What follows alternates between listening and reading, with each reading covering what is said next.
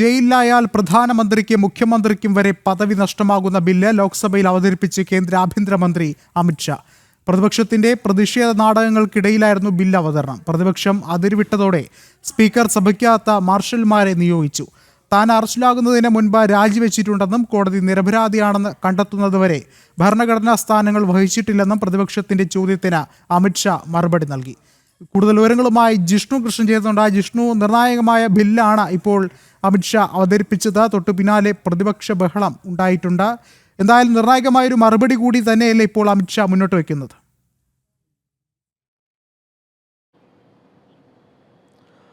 വിഷ്ണു, രാജ്യത്തെ ഭരണഘടനാ സ്ഥാനത്തിരിക്കുന്ന നമ്മുടെ ഭരണാധികാരികളായിരിക്കുന്ന ആളുകളുടെ പ്രവർത്തനങ്ങൾ സുതാര്യമാക്കുന്നതിനും അവർക്കെതിരെ അഴിമതി മറ്റ് ക്രമക്കേടുകൾ സംബന്ധിച്ച ആരോപണങ്ങൾ ഇല്ലാതിരിക്കാനും ഇനി അത്തരത്തിലുള്ള കുറ്റകൃത്യങ്ങളിൽ ഏർപ്പെട്ടാൽ ആ നിയമ നടപടികൾക്കൊപ്പം തന്നെ ആ പദവി തന്നെ നഷ്ടമാകുന്നതുമായി ബന്ധപ്പെട്ടാണ് ഒരു സുപ്രധാനമായിട്ടുള്ള ബില്ല് ഇന്നിപ്പോൾ കേന്ദ്ര ആഭ്യന്തരമന്ത്രി അമിത്ഷാ ലോക്സഭയിൽ അവതരിപ്പിച്ചിട്ടുള്ളത്. അവതരണത്തിന് ശേഷം ബില്ല് പാർലമെന്റിന്റെ സംയുക്ത സമിതിക്ക് വിടുകയാണ്. 31 അംഗ സംയുക്ത സമിതി കാര്യങ്ങൾ വിശദമായി പരിശോധിക്കും. ലോക്സഭയിൽ നിന്നുള്ള 21 അംഗങ്ങളും രാജ്യസഭയിലെ 10 അംഗങ്ങളും ഉൾപ്പെടെ 31 അംഗ പാർലമെന്ററി സംയുക്ത സമിതിയായിരിക്കും ഈ ബില്ലുകൾ പരിശോധിക്കുകയും ആവശ്യമായിട്ടുള്ള മാറ്റങ്ങൾ വേണമെങ്കിൽ ആവശ്യമായിട്ടുള്ള ശുപാർശകൾ നൽകുകയും ചെയ്യുക.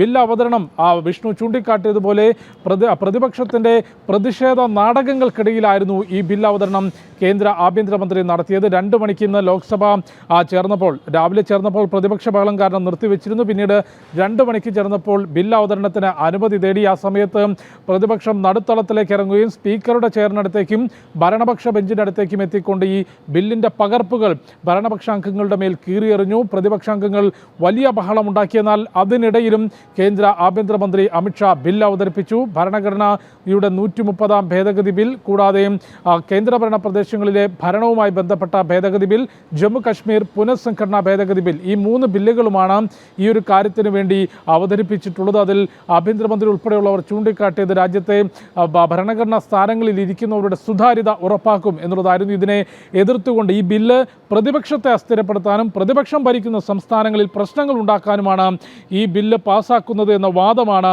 പ്രതിപക്ഷ നേതാക്കൾ പാർലമെന്റിനകത്തും പുറത്തും ഉന്നയിച്ചിട്ടുള്ളത്. എന്നാൽ പ്രധാനമന്ത്രി, സംസ്ഥാനങ്ങളിലെ മുഖ്യമന്ത്രിമാർ, മന്ത്രിമാർ ഇവരെല്ലാം ഈ ബില്ലിൻ്റെ പരിധിക്കുള്ളിൽ ഉൾപ്പെടുത്തുകയും ഇവരിലെല്ലാം തന്നെ 5 വർഷത്തിൽ കൂടുതൽ ശിക്ഷ വിധിക്കാവുന്ന കുറ്റത്തിന്മേൽ പ്രതി ചേർത്ത് 30 ദിവസത്തിൽ കൂടുതൽ ജയിലിൽ കിടക്കുകയാണെങ്കിൽ സ്വാഭാവികമായും ആ സ്ഥാനത്ത് നിന്ന് അയോഗ്യനാക്കുന്ന തരത്തിലാണ് ആ ബില്ല് രൂപകൽപ്പന ചെയ്തിട്ടുള്ളത്. ഏതായാലും ബില്ല് സംയുക്ത പാർലമെന്റ് കമ്മിറ്റിക്ക് വിട്ടിട്ടുണ്ട്. അപ്പം പ്രതിപക്ഷത്തിൻ്റെ ഇതിൻ്റെ നിലപാട് വലിയ രീതിയിൽ ഈ ബില്ലിനെ എതിർക്കുകയും രൂക്ഷമായിട്ടുള്ള വിമർശനങ്ങൾ ഉന്നയിക്കുകയും ചെയ്തു. അതിനിടയിലാണ് KC വേണുഗോപാൽ MP അങ്ങനെയാണെങ്കിൽ ഗുജറാത്തിൽ ആഭ്യന്തരമന്ത്രിയായിരിക്കുമ്പോൾ അമിത്ഷായെയും അറസ്റ്റ് ചെയ്തിട്ടുണ്ടല്ലോ, അപ്പോൾ നിങ്ങൾ മാന്യത കാണിച്ചിട്ടുണ്ടോ എന്ന ചോദ്യം ഉയർത്തിയത്. അതിന് കൃത്യമായ മറുപടി ആ സമയത്ത് തന്നെ സഭയിൽ വെച്ച് തന്നെ കേന്ദ്ര ആഭ്യന്തരമന്ത്രി അമിത്ഷാ എഴുന്നേറ്റ് നിന്നുകൊണ്ട് പറഞ്ഞത്, ഞാൻ ആവശ്യത്തിലധികം മാന്യത കാണിച്ചിട്ടുണ്ട്, എനിക്കെതിരെ അടിസ്ഥാനരഹിതമായ കേസെടുത്തുകൊണ്ട് അറസ്റ്റ് ചെയ്യാൻ ഒരുങ്ങിയപ്പോൾ അറസ്റ്റിന് മുൻപായി രാജിവെച്ചു. പിന്നീട് കോടതി നിരപരാധിയാണ് എന്ന് കണ്ടെത്തുന്നതുവരെ